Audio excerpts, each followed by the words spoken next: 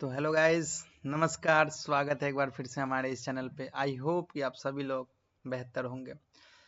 बताते चलूं कि आज आपके सामने जो ये पेज स्क्रॉल हो रहा है, ये एक ऑफिशियल वेबसाइट है सीबीएसई का।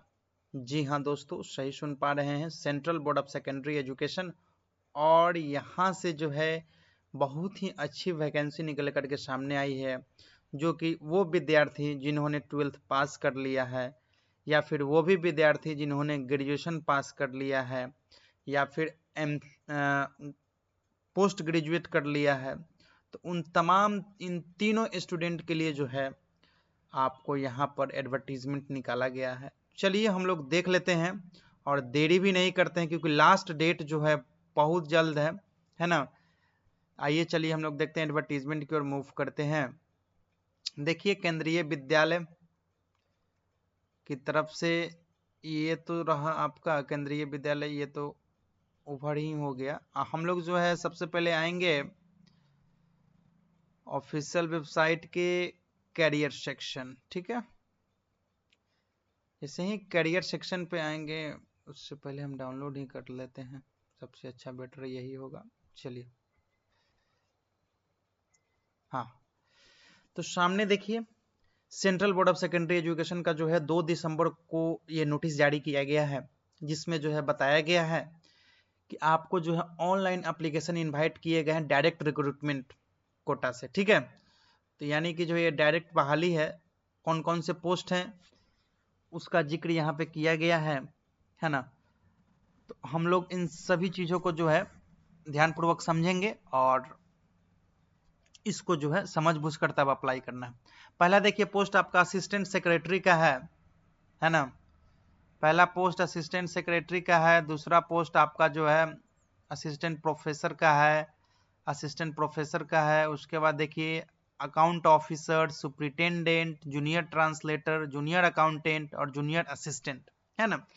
इन तमाम वैकेंसी के लिए जो क्राइटेरिया चाहिए, किसी में 10+2 चाहिए, किसी में ग्रेजुएशन चाहिए, किसी में मास्टर चाहिए। आइए देख लेते हैं।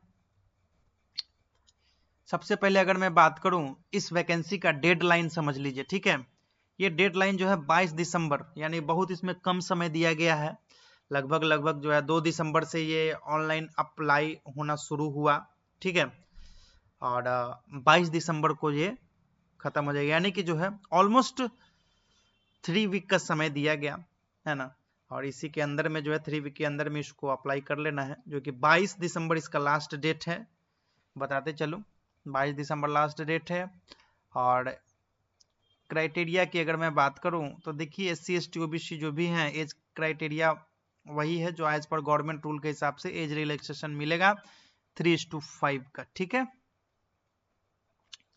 अब आगे मैं बात करूं तो देखिए, रिक्रूटमेंट का रूल, असिस्टेंट सेक्रेटरी के लिए आपको बैचलर डिग्री चाहिए, है ना।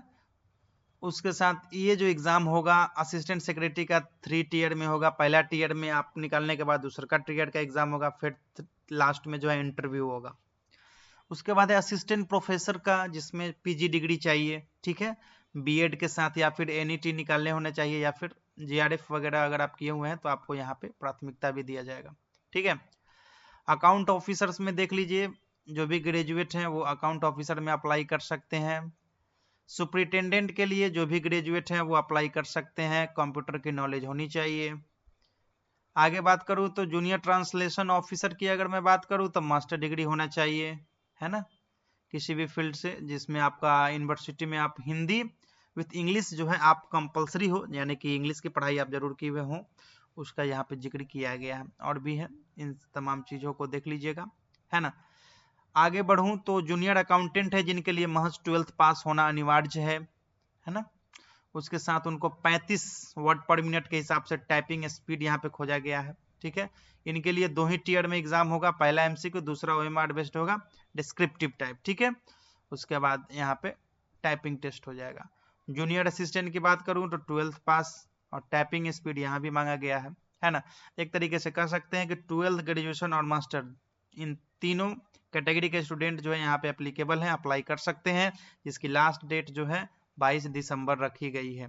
ठीक है, फीस की अगर मैं बात करूं तो ग्रुप ए पोस्ट के लिए प्रोसेसिंग फीस से लेकर के जो है एप्लीकेशन फीस आपका यहाँ पे नहीं लग रहा है। उन कैंडिडेट को जो SC ST PWD और एक सर्विसमैन या फिर वुमेन कैंडिडेट है तो उनको कोई चार्ज नहीं लग रहे हैं। ग्रुप A B C तीनों के लिए केवल प्रोसेसिंग फी लगेंगे 250 रुपये, ठीक है।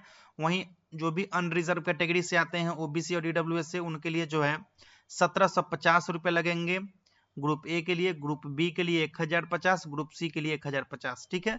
और जो CBSE बोर्ड के जो रेगुलर एम्प्लॉय हैं वो भी अप्लाई करना चाहे तो उनके लिए कोई चार्जेस नहीं लगने जा रहे हैं, है ना। तो आप लोग फटाक से अप्लाई कीजिए। और ये रहा टीयर 1 में MCQ टाइप क्वेश्चन किस तरीके से पूछेगा, जिसमें करंट अफेयर हो गया, जनरल अवेयरनेस हो गया, है ना, जनरल मेंटल एबिलिटी से कुछ क्वेश्चंस रहेंगे, जनरल इंटेलिजेंस से कुछ क्वेश्चंस रहेंगे, लॉजिकल रीजनिंग से रहेंगे, एनालिटिकल एबिलिटी से क्वेश्चंस रहेंगे। पार्ट 3 की अगर मैं बात करूं तो arithmetical numerical ability and data interpretation, ठीक है। यानी कि बेसिक जो रीजनिंग होता है जो आप सभी पढ़ते आए हैं 12th लेवल पर, ग्रेजुएशन लेवल के एग्जामिनेशंस में, वही यहाँ पे पूछे जाएंगे। साथ साथ आपको जो है हिंदी से भी कुछ कॉम्प्रिहेंशन टाइप क्वेश्चन होंगे जो कि आपका कम्युनिकेशन स्किल्स चेक करने के लिए जो यहाँ पे रहेगा। इंग्लिश से भी रहेंगे और कंप्यूटर से भी रहेंगे, है ना। इस तरीके से जो है आपका एग्जामिनेशन कंडक्ट होगा असिस्टेंट सेक्रेटरी का। उसके बाद देख लीजिए टीयर 2 में कुछ हिस्ट्री सिविक्स पॉलिटिक्स इस सब से पूछे जाएंगे, साइंस एंड टेक्नोलॉजी से क्वेश्चंस होगा, है ना, इंग्लिश भी रहेंगे, करंट अफेयर्स भी रहेंगे। इस तरीके से रहेगा। इंटरव्यू जो होगा आपका 50 नंबर का होगा। और देखिए फाइनल मेरिट जो बनेगा टीयर 2 एंड इंटरव्यू के आधार पर, यानी कि ये बस एलिजिबल पास होने के लिए रहेगा, पासिंग मार्क्स इसमें ला दीजिएगा टीयर 1 में, टीयर 2 के आधार पर आपका जो है मेरिट बनेगा, राइट। असिस्टेंट प्रोफेसर के लिए भी नीचे सारा चीजें दिया गया है ना। हम ये डिस्क्रिप्शन दे देंगे ताकि आप लोग जो है समझ लीजिएगा, है ना। उसके बाद यहाँ पे देखिए जूनियर असिस्टेंट के लिए तो 2 ही टीयर में एग्जामिनेशन होगा, उसके बाद जो है उनका ज्वाइनिंग हो जाएगा, है ना। तो वही बेसिक चीजें हैं, आप लोगों को समझ लेना है और जल्दी से जल्दी अप्लाई कीजिए।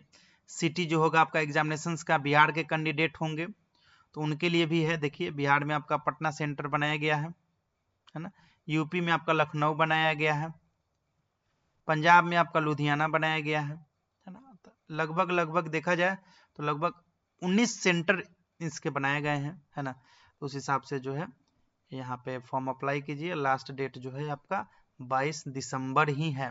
सबसे पहले आपको CBSE का ऑफिशियल वेबसाइट पे आ जाना है ना।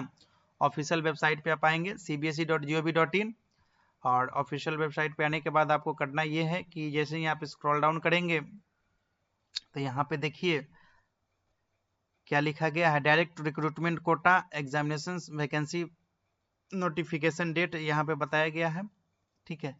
यही आपका नोटिफिकेशंस भी है तो इसको आपको अप्लाई ऑनलाइन है, यहाँ पे क्लिक कीजिएगा। क्लिक करने के बाद आपको जो इस तरीके का इंटरफेस आएगा, हालांकि मैं ये डायरेक्ट लिंक दे दूंगा जिसके थ्रू आप डायरेक्ट यहाँ पे आ जाएंगे, है ना। उसके बाद पहला स्टेप में देखिए स्टेप 2 अप्लाई ऑनलाइन के लिए क्या है भाई, रजिस्ट्रेशन करना होगा। रजिस्टर पे क्लिक करेंगे न्यू रजिस्ट्रेशन पे। उसके बाद आपको यहाँ पे बता देगा कि फीस वगैरह क्या कुछ रहेगा, है ना। उसके बाद जो है इस सब इंस्ट्रक्शन पढ़ करके आपको क्लिक हियर टू प्रोसीड पे क्लिक करना है ना, और आगे बढ़ जाइएगा। जैसे ही आप आगे बढ़िएगा थोड़ी देर बाद पेज ओपन हो जाएगा और यहाँ पे पर्सनल डिटेल्स को कंफर्म करना है। Present address, electronic communication address, है ना, परमानेंट एड्रेस, पासवर्ड वगैरह चूज करके कैप्चा वगैरह फिल करके फॉर्म को सबमिट कर दीजिएगा। तो आपका जो है रजिस्ट्रेशन का प्रोसेस कंप्लीट हो जाएगा। उसके बाद फिर लॉगिन करके जो है आप फर्दर आगे की ओर प्रोसीड करेंगे और फॉर्म को सबमिट कर देंगे, है ना, पेमेंट करते हुए।